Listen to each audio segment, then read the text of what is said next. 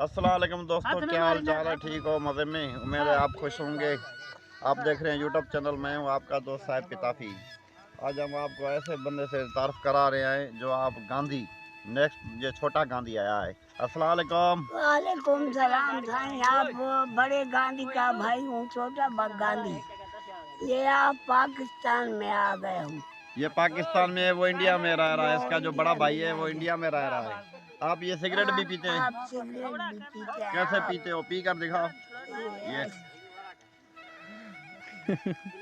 सही नहीं धुआं निकाला। ये पियोगे मर जाओगे।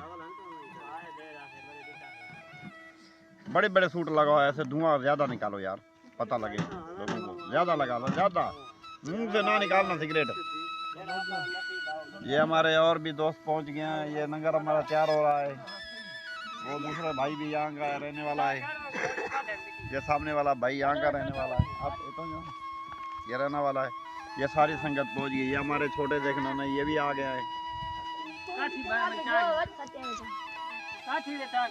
बस ये लंगर तैयार होगा, ये खाएंगे। उसके बाद हमने वापस ये लंगर अब तैयार हो गया है। अब देखिए लंगर है, अब हम इसको खाएंगे। खा के इसके बाद हमारी वापसी है। ये सब दोस्तों को लंगर मिल गया। ये सब दोस्तों को लंगर मिल गया है। हमारे जो नए दोस्त हैं, वीडियो हमारे को सब्सक्राइब करें, लाइक करें, कमेंट करें और शेयर भी करें। आपकी बड़ी बड़ी मेहरबानी होगी। बहुत गर्म है यार।